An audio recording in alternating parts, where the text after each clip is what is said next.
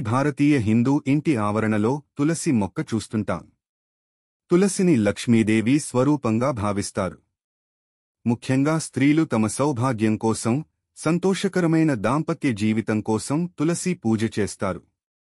ప్రతి నిత్యం తులసి ముందు దీపారాధన చేస్తారు. తులసి మొక్క ఉన్న ఇంట్లోకి యమభటులు ప్రవేశించలేరు అన్నది చాలామంది చెప్పే మాట.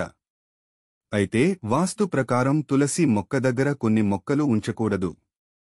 దీనివల్ల ఆ ఇంట్లో అశాంతి నెలకొంటుంది.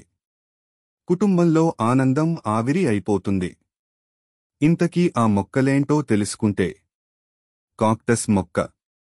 కాక్టస్ మొక్కను ఇంటి అలంకరణలో భాగంగా పెంచుతుంటారు.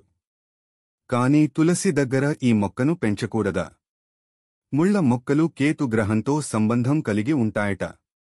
ఈ మొక్కలను తులసి పక్కన పెంచితే ఆ ఇంటి వ్యక్తులకు కష్టాలు పెరుగుతాయట.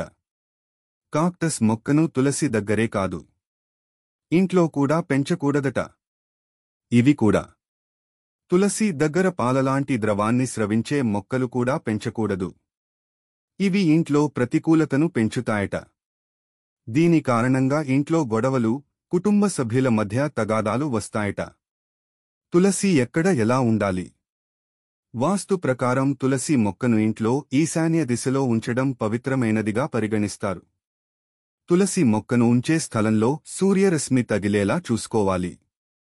తులసిని పొరపాటున కూడా చీకటి ప్రదేశంలో ఉంచకూడదు. ఇవన్నీ పాటిస్తే ఆ ఇంట్లో శుభ ఫలితాలు, కుటుంబం సభ్యుల సామరస్యం, కుటుంబంలో శాంతి ఏర్పడుతుంది.